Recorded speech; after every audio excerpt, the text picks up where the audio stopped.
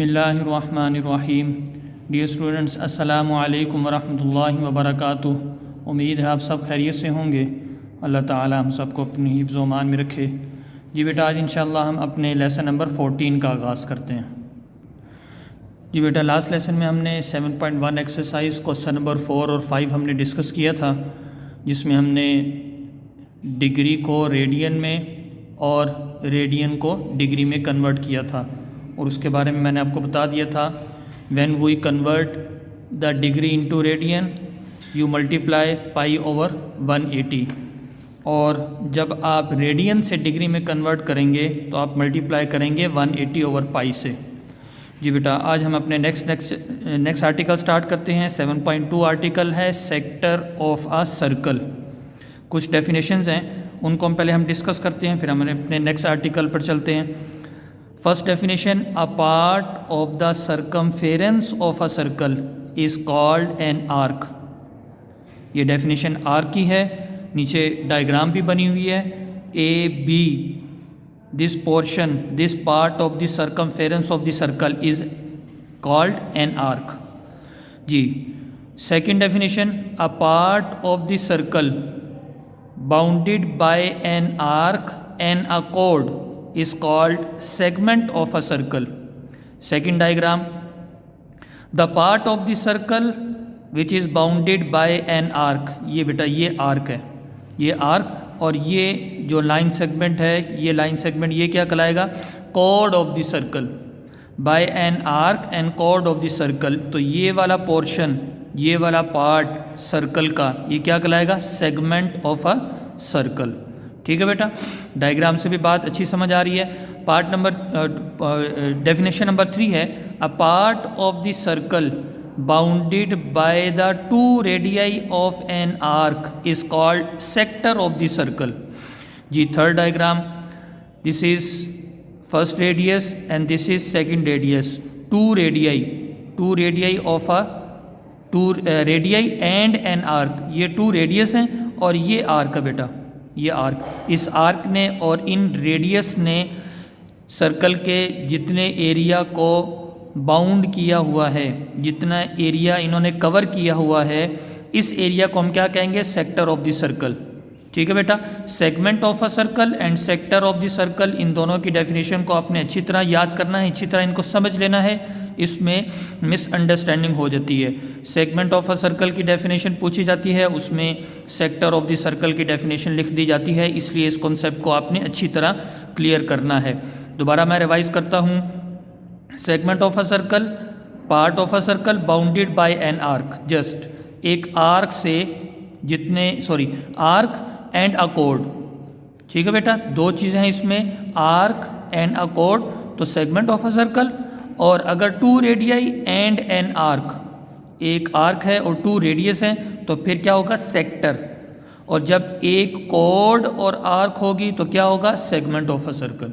ठीक है बेटा जी, नेक्स्ट आर्टिकल पर हम चलते हैं। 7.2 पार्ट नंबर 1 है, to establish the rule L is equal to R theta. ये हमें फार्मूला फाइंड आउट करना है, ये रिलेशन हमने फाइंड आउट करना है, इसको हमने प्रूव करना है, और फिर 7.2 एक्सरसाइज के क्वेश्चन हमें इस फार्मूले से सॉल्व करने हैं। Where are is the radius of the circle, L is the length of the circle circular arc, and theta the central angle measured in radian.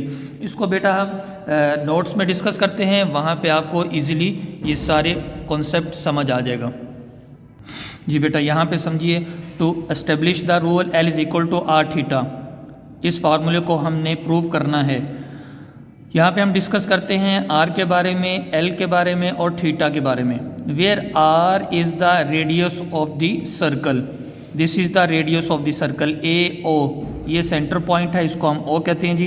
A O, ये ए ओ क्या है? Radius of the circle. L is the length of the circular arc, ये हमारे पास ये arc जो सी है, इसको हम क्या कहेंगे? इसको किससे कंसीडर करेंगे? हम एल से इसको कंसीडर करेंगे। And theta the central angle measured in radian. ठीक है बेटा, और थीटा एंगल जो सा है वो किससे मेजर हो रहा है? रेडियन में है, हम उसको मेजर कर रहे हैं। जी बेटा, let an arc A B denoted by L subtends an angle theta radian at the centre of the circle. Diagram में इसको साथ साथ बेटा देखते जाइए। ये देखिए, ये ए बी यहाँ से लेके यहाँ तक ये ए बी आर्क है, और ए बी आर्क की लेंथ को कौन रिप्रेजेंट कर रहा है? एल रिप्रेजेंट कर रहा है। ठीक है बेटा जी। सबटेंड्स एन एंगल थीटा, ये थीटा एंगल ये सर्कल के सेंटर पर एंगल थीटा बन रहा है, और इसकी मेजरमेंट किस में हो रही है? रेडियन में इसकी मेजरमेंट हो रही है। Theta radian at the centre of the circle. अगली बात सुनिए जी, it is a fact of plane geometry that measure of central angles of the arcs. अब यहाँ पे बेटा हमारे पास दो आर्क्स हैं, एक आर्क है ए बी और एक आर्क है हमारे पास ए सी। ठीक है, these are the arcs of the circle A B and A C. Central angles of the arcs of a circle are proportional to the length of the arcs. ठीक है बेटा, central angle की हम बात करते हैं तो एक एंगल हमारे पास बन रहा है यहाँ पे थीटा रेडियन, और सेकेंड एंगल ये वाला एंगल जो आर्क ए सी बना रही है सर्कल के सेंटर पर, उसकी मेजरमेंट कितनी है? 1 रेडियन। तो ये हमारे पास दो एंगल्स हो गए, थीटा रेडियन, ये एंगल किस आर्क से बन रहा है? ये ए बी आर्क से बन रहा है, और 1 रेडियन ये किस आर्क से बन रहा है? ये ए सी आर्क से बन रहा है। ठीक है बेटा जी। ए बी आर्क की लेंथ हमारे पास कितनी है? एल, और ए सी आर्क की लेंथ हमारे पास कितनी है? आर। ए सी आर्क की लेंथ कितनी है? आर। और ए बी आर्क से सेंटर पर जो एंगल बन रहा है उसकी मेजरमेंट क्या है? Theta radian. और ए सी आर्क से सेंटर पर जो एंगल बन रहा है उसकी मेजरमेंट कितनी है? 1 रेडियन। अब इसको हम दोबारा देखते हैं जी। Measure angle A O B, A O B, A O B कितना है जी? Theta radian. Measure angle A O C, A O C क्या है? 1 radian. Measure A B arc, A B arc की मेजरमेंट कितनी है? एल। और ए सी arc की लेंथ कितनी है बेटा? आर। ठीक है, अब यहाँ पे हम दोबारा बात करते हैं। It is a fact of plane geometry that measure of central angles of the arcs of a circle. ये प्लेन ज्योमेट्री का एक फैक्ट है, इसकी एक टर्म है कि central angle of the arcs ये प्रोपोर्शनल होते हैं किसके? लेंथ ऑफ द आर्क्स के। ठीक है, इसी के अकॉर्डिंग ये हमें इसको मैथमेटिकली हमने इक्वेशन फॉर्म में इसको लिखा, measure angle A O B, second central angle measure angle A O C, that is equal to mean proportional to length of the arc A B and length of the arc A C. इनकी values put की हैं। Measure angle A O B की value put की theta radian, measure angle A O C की value कितनी है? 1 radian put की, that is equal to major A B arc A B की लेंथ कितनी है? एल, और आर्क ए सी की लेंथ कितनी है? आर। ठीक है बेटा, ये सारी वैल्यूज पुट कर दी। This implies that L over R is equal to theta radian. तो थीटा ओवर 1 हमारे पास क्या आएगा? थीटा रेडियन आएगा। सो ये हमारे पास बेटा रिलेशन कैलकुलेट होकर आया। इसको हम इस फॉर्म में भी लिख सकते हैं, आर डिवाइड हो रहा है, राइट साइड पे शिफ्ट करेंगे तो थीटा के साथ मल्टीप्लाई होगा। तो ये हमारे पास फार्मूला ड्राइव हुआ, L is equal to R into theta, where L is the length of the arc, R is the radius of the circle and theta is the central angle. ठीक है बेटा, अब हमें क्वेश्चन 7.2 एक्सरसाइज का हम question देखते हैं। उसमें हमें एल की वैल्यू, आर की वैल्यू गिवन होगी, हमें थीटा फाइंड आउट करना होगा, या हमें थीटा और आर की वैल्यू गिवन होगी, एल फाइंड आउट करना होगा, या हमें एल और थीटा की वैल्यू गिवन होगी, आर फाइंड आउट करना होगा। ठीक है बेटा, अब हम अपनी एक्सरसाइज पे चलते हैं। जी बेटा, 7.2 एक्सरसाइज क्वेश्चन नंबर 1 का पार्ट नंबर 2 हमें सॉल्व करना है अकॉर्डिंग टू स्मार्ट सिलेबस, और क्वेश्चन नंबर 3 का पार्ट नंबर 1 हमें सॉल्व करना है अकॉर्डिंग टू स्मार्ट सिलेबस। जी बेटा देखिए, क्वेश्चन नंबर 1 हमें गिवन है find theta when L is equal to 4.5 metre and R is equal to 2.5 metre. ठीक है, इसी रिलेशन को हम यूज़ करेंगे। किस रिलेशन को? जो भी हमने ड्राइव किया, L is equal to R theta, ये वाला फार्मूला हम यूज़ करेंगे। अब देखिए बेटा, यहाँ पे हमें थीटा फाइंड आउट करना है, तो थीटा फाइंड आउट करने के लिए हम क्या फार्मूला बनाएंगे जी? Theta is equal to L over R, ये वाला फार्मूला हम यहाँ पे यूज़ करेंगे। जी बेटा, 7.2 एक्सरसाइज क्वेश्चन नंबर 1 का पार्ट नंबर 2 हमें सॉल्व करना है। थीटा की वैल्यू हमने फाइंड आउट करनी है, एल की वैल्यू 4.5 मीटर हमें गिवन है, और आर की वैल्यू हमें 2.5 मीटर गिवन है। After solution we write given data, given हमें क्या है जी, L is equal to 4.5 metre and R is equal to 2.5 metre और theta is equal to find out. अब हम कौन सा फार्मूला यहाँ पे यूज़ करेंगे, theta is equal to L over R। We know that theta is equal to L over R। Theta की value हमें फाइंड आउट करनी है, L की वैल्यू हम पुट करते हैं 4.5 डिवाइडेड बाय थीटा, इसकी R की वैल्यू हम पुट करेंगे 2.5। इन दोनों के डेसिमल पॉइंट को रिमूव करने के लिए हम दोनों को डेसिमल पॉइंट रिमूव करेंगे, तो इसको हम लिखेंगे 4.5 डिवाइडेड बाय 1, डेसिमल पॉइंट के अकॉर्डिंग 1 आ जाएगा, और डेसिमल जो हमारे पास है